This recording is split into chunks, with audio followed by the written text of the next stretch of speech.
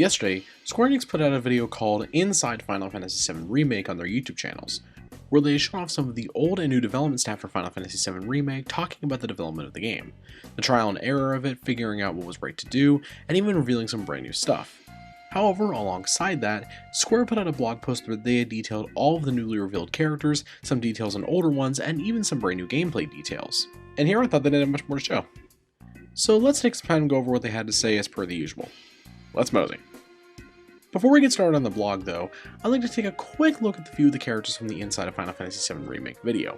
We first have Johnny, who had a fairly small role in the original. He looks really great and totally not at all like HMK. He looks awesome though. There's also the Shinra manager. You only briefly meet him in the original, but even he looks great here. There's also a character in the background here of this scene. Do you recognize her?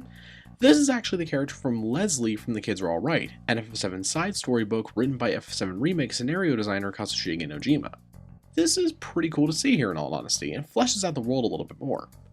So, that's all I want to talk about there for now. Let's move on to the blog. We start off with our first look at the renders for the returning Seng of the Turks. The website states, "This is Seng, the leader of the Turks. The Turks are a small elite organization with Shinra that does everything the company needs it to, be it scouting out candidates for soldier, protecting VIPs, or even assassination. Their cool head leader has a knack for managing his eccentric subordinates. He's an old acquaintance of Aerith's, and has been keeping watch over her since she moved to the slums. I only have one thing to say about this. Oh no, he's hot! We move on to the ruler of the wall market himself, Don Corneo.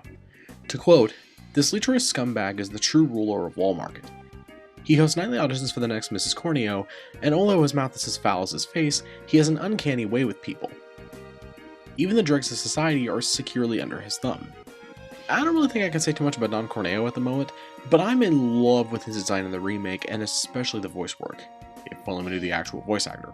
We then move on to our next brand new character in Final Fantasy VII Remake, Andrea Rhodea, who was previewed in the theme song trailer. The owner of and dancer at the Honeybee Inn is a man of influence within the quarter, with the authority to approve women for Corneo's auditions. Each night he dazzles his crowd with performances that defy description. All seeking perfection, he rigorously trains both his mind and body. It's interesting to hear that Corneo's influence stretches this far across the wall market, and it'll be interesting to see what they do with this brand new character in the future. We have another new character here named Leslie Kyle. The website states, "Don Corneo's lackey may look young, but he has the heart of an old curmudgeon.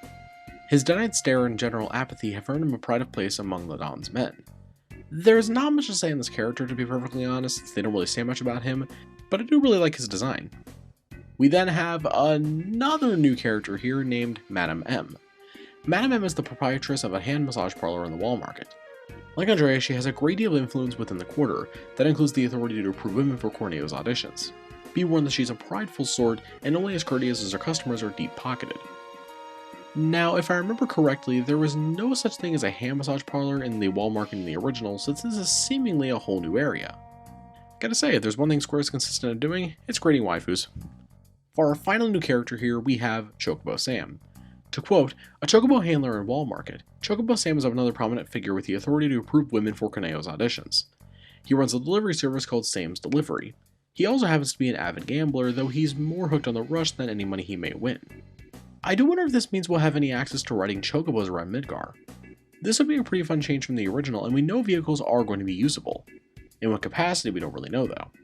I think it'd be great if Chocobos were actually here though, and I don't think many would really disagree. Also, here's a fun fact, this is actually a character from the original game, but he now has a name. Pretty cool. There's some new stuff about Barret in battle here, however there's not much to talk about aside from one new ability that we haven't seen known as Lifesaver. Lifesaver is an ability that, when activated, will have Barret share some of his HP with allies when they take damage. Seems like Barret is fitting more and more into the tank role. We have a newly revealed and actually returning materia here from the original known as Enemy Skill, a command materia. When a party member has this equipped, they have a chance to learn certain enemy attacks that are used on them. Note that the character can only use these skills while the materia is equipped. There's a couple of things that should be noted in the screenshot. For one thing, the player is almost 40 hours in, and they even have Aerith in the party. It's really cool to see that this materia is returning from the original, and I'm pretty excited to see what skills we'll be able to copy and use. Next up, we have some more screenshots of the wall market. To quote, "Built on the ruins of the collapsed Sector 6 plate, Wall Market is Midgar's biggest and most infamous entertainment quarter. It's run by Don Corneo, and is almost entirely free of Shinra's influence. It's an incredibly lively area that offers plenty of, let's say, intriguing ways to pass the lonely nights.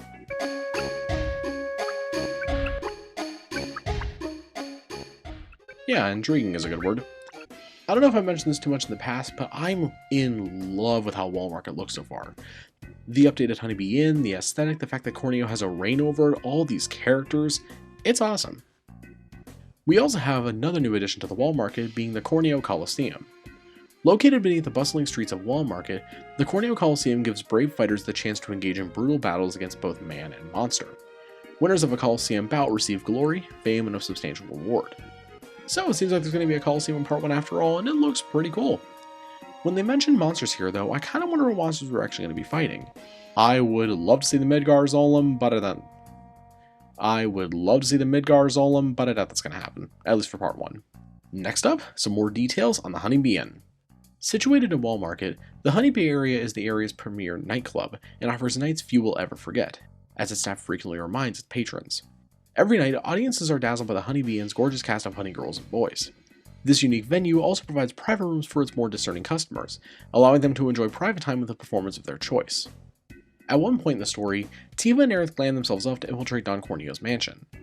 Cloud is left with no choice but to dress to impress as well. Each character has multiple costumes too. I love these designs. Tiva and Aerith are absolutely beautiful, but I especially love Cloud's expression in this picture. That's a face that says, I know I'm beautiful, and I hate it. We have another returning area from the original, the Beginner's Hall. To quote, "This is Beginner's Hall, a location where you learn the basics of weapon enhancement. There's a weapon shop on the ground floor. The second floor is used as a base of operations for the Neighborhood Watch." So there's not much to mention here about this returning area aside from the Neighborhood Watch. This is something I believe doesn't exist in the original game, so it'll be interesting to see if anything will actually come from this plot-wise. We have our final new feature here, and it's a pretty awesome one, being a jukebox. While you wander around town, you may come across areas playing special music. You can get these songs as music discs from shops or citizens. When you acquire a disc, an icon will appear in the top left of the screen. Once collected, you can play a disc on any jukebox. This one can be found in Tiva's bar, 7th Heaven. This is a pretty small, yet honestly pretty fun feature. I especially love the fact that Prelude has an actual cover on the bottom right there. That's such a fun feature. Plus, collecting discs could be really fun too and give the player stuff to do around Midgar. For our final stop here, we have more details on the returning summon Leviathan. To quote, "Summons are a particularly powerful type of materia. Equip one to a character and they'll be able to bring a powerful ally into battle. Today we're introducing a summon that will make quite the splash, Leviathan. Worshipped as a deity in the Wutai region, this non-elemental summon takes the form of a water serpent. Leviathan evokes a savage beauty as it rises from the briny depths, generating tidal waves that wash foes away. And, after everything, that's all of it from the blog. The more I see of Remake, the more and more that I seriously love it and cannot wait. What they've shown here, from the Coliseum to the new characters to simply expanding the world of Midgar and what you can do in it, gets me extremely pumped. We're only a few weeks away from launch now, and the wait is finally almost over. So, with that said, what do you all think? What do you think about what they've shown in the blog post? Let me know down below. Thank you all very much for watching, have a great night, and signing off. Peace out, soldiers.